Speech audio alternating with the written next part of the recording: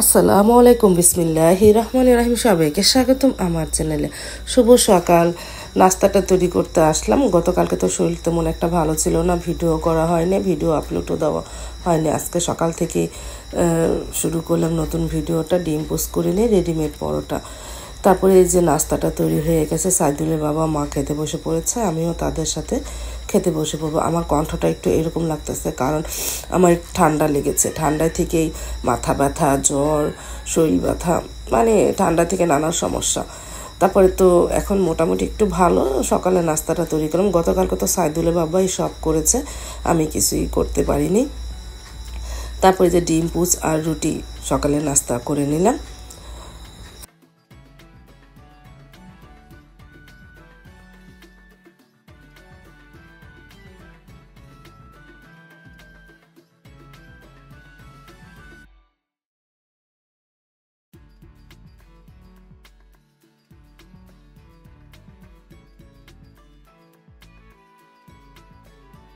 তারপর তো সারামণি আলহামদুলিল্লাহ অনেকটাই সুস্থ আছে। ঘরগুলি একটু গুছিয়ে দিলাম আস্তে আস্তে। ভাবি ঘর ঝাড়ু দিয়ে মুছে চলে গেল। বেজে গেছে প্রায় 12টার মতন। বাইরে আজকে অনেক রৌদ্র উঠেছে। আর যে বিড়ালটা এখানে শুয়ে আছে, আমি রান্নাঘরে চলে যাই, রান্নাটা শুরু করে দিই। আজকে কি রান্না করব তাই সব কিছু গুছিয়ে নিলাম। সকালে সাইদুল বাবা একটু বাজারে গিয়েছিল। ইলিশ মাছ তো আগে ছিল, তা নামিয়ে ফ্রিজ থেকে নামিয়ে কেটে লবণ মেখে রেখে দিয়েছি। আর সকালে সাইদুল বাবা একটু বাজারে গিয়ে পটল এনেছে, পটল দিয়ে ইলিশ মাছের ঝোল, লাউ শাক ভাজি আর ভাত, এই দুপুরের মেনু। তাহলে আমি রান্নাটা শুরু করে দিই। প্রথম ভাত আর লাউ শাক ভাজিটা বসিয়ে দিই।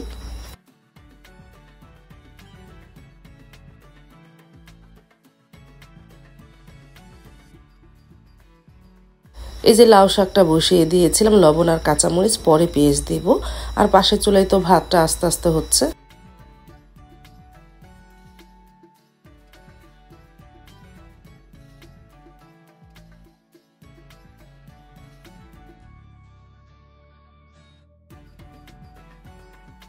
ভাতটাও বলক এসে গেছে, আস্তে আস্তে হোক। আর এদিকে লাউ শাকের মধ্যে পেঁয়াজও দিয়ে দিয়েছি। পানিটা শুকিয়ে ফেললে তারপরে বাগার দিব।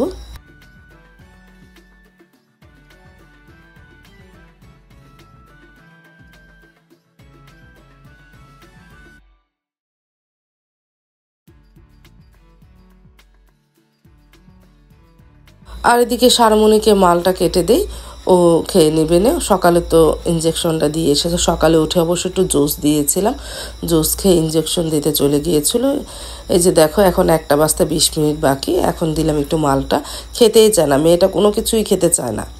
তারপরে এই মালটা কেটে দিলাম। বসে বসে কি করতেছে। আমি আবারও রান্নাঘরে চলে আসলাম। রসুন আর পেঁয়াজটা ভেজে নিলাম, শাকটা বাগার দিয়ে, লাউ শাকটা।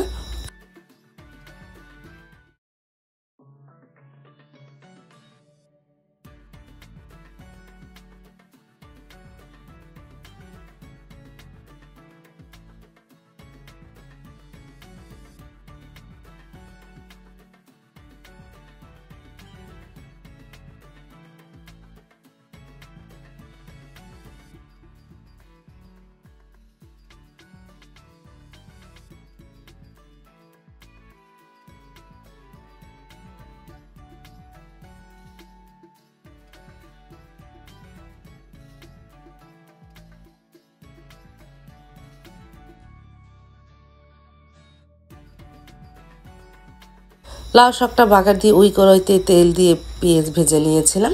তারপরে পেঁয়াজটা ভাজা হয়ে যাওয়ার পর হলুদ গুঁড়া, মরিচ গুঁড়া, ধনিয়া গুঁড়া দিয়ে মশলাটাকে কষিয়ে নিয়ে পটল দিয়ে ইলিশ মাছের ঝোল রান্না হবে।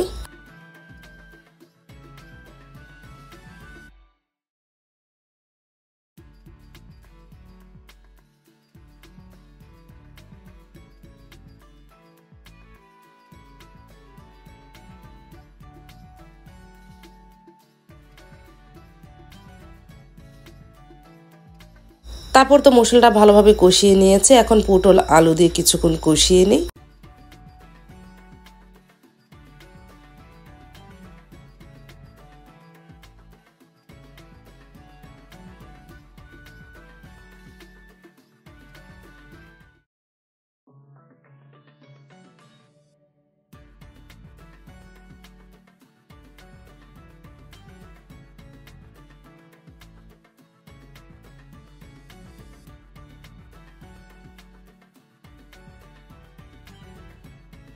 তারপর তো অনেকক্ষণ ধরে পটল আর আলু কষিয়ে নিলাম, বেশিক্ষণ কষাতে হলো না কারণ পটল তাড়াতাড়ি নরম হয়ে যায়। পানি দিয়ে দিলাম, পানি দিয়ে এখন মাছটা ধোয়া আছে, মাছটা এর মধ্যে দিয়ে ঢেকে দিব, আস্তে আস্তে জালে রান্না করি।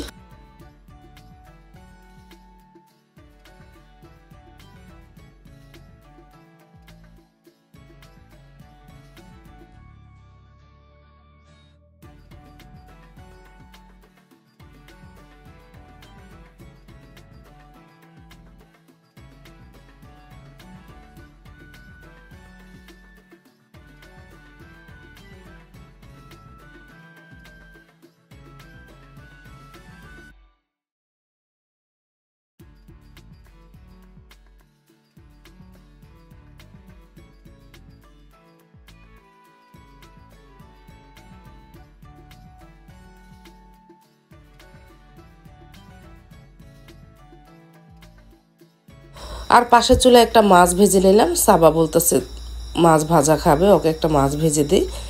আর এদিকে তরকারিটাও প্রায় হয়ে এসেছে, ঝোলটাও প্রায় ঘন হয়ে গেছে, আমি এখনই নামিয়ে ফেলবো।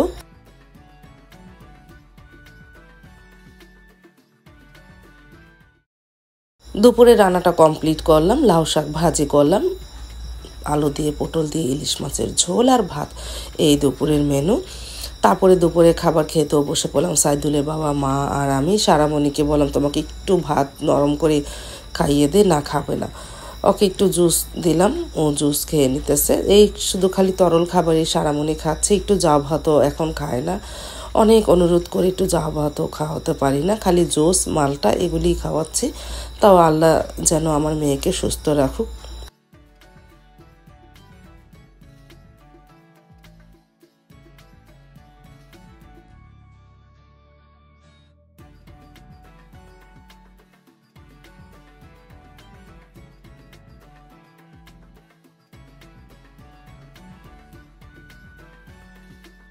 এবারে নিয়ে নিলাম ইলিশ মাছের পটলের ঝোল, আলহামদুলিল্লাহ তরকারিটা ভালোই হয়েছিল।